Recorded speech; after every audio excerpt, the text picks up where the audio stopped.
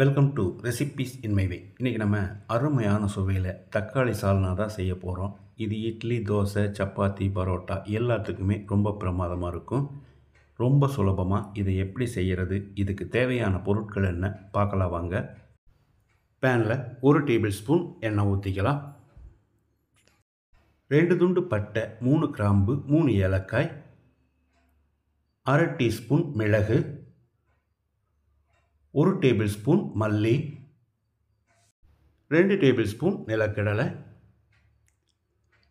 1 teaspoon சோம்பு, 1 teaspoon சீரகம், 5-6 முந்திரி.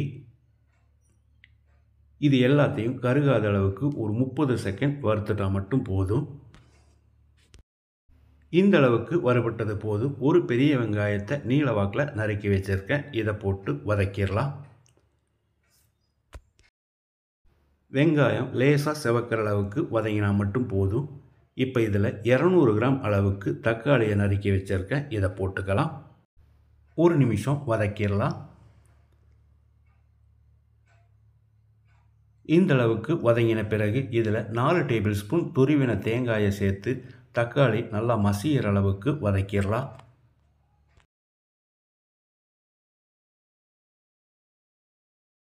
எல்லாமே நல்லா வதங்கிடுச்சு. இதை எடுத்து நல்லா ஆற வச்சு கொஞ்சமாக தண்ணி சேர்த்து பேஸ்ட்டாக அரைச்சி எடுத்துக்கலாம். வாணலியில் 3 டேபிள் ஸ்பூன் எண்ணெய் ஊற்றிக்கலாம். இதுக்கு எண்ணெய் கொஞ்சம் அதிகமாக தேவைப்படும். 1 டீஸ்பூன் கடுகு. கடுகு நல்லா பொரிஞ்சிருச்சு. இப்போ இதில் 2 கொத்து கறிவேப்பிலையை போட்டுக்கலாம். ஒரு பெரிய வெங்காயத்தை நீல வாக்கில் நறுக்கி வச்சிருக்கேன். இதை போட்டுக்கலாம். வெங்காயத்தை நல்லா செவக்கிற அளவுக்கு வதக்கணும்.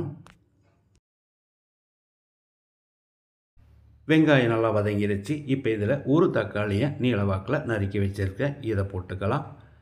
3 டீஸ்பூன் உப்பு. பத்தலைனா மறுபடி கூட போட்டுக்கலாம். இந்த தக்காளியும் நல்லா மசிகிற அளவுக்கு வதங்கட்டும். இப்போ இதில் 1 டேபிள் ஸ்பூன் இஞ்சி பூண்டு விழுது சேர்த்து பச்சை வாசனை போகிற அளவுக்கு ஒரு 30-40 செகண்ட் வதக்கிடலாம்.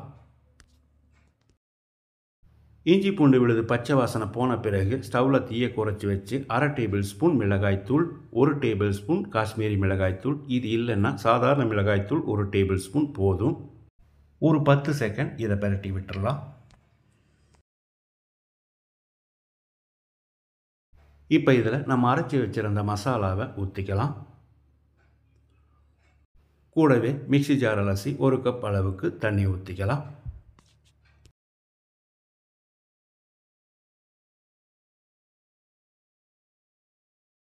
இது கொஞ்சம் திக்காக இருக்கிறதால இன்னும் கொஞ்சம் தண்ணி சேர்த்துக்கலாம்.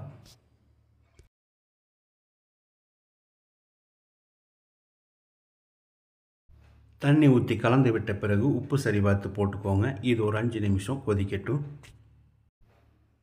இது கொதிக்க ஆரம்பிச்சிருச்சு. இப்போ இதில் கொஞ்சமாக மல்லித்தலையும் புதினா தலையும் நறுக்கி போட்டுக்கலாம். மல்லி புதினா தலை சேர்த்த பிறகு மறுபடியும் ஒரு 5 நிமிஷம் கொதிக்கட்டும்.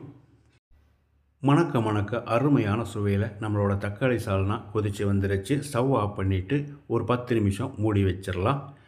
இதே மாதிரி இதே அளவுகளோடு நீங்கள் செய்து பாருங்கள். இந்த வீடியோ பிடிச்சிருந்தால் லைக் பண்ணுங்கள், கமெண்ட் பண்ணுங்கள், ஷேர் பண்ணுங்கள்.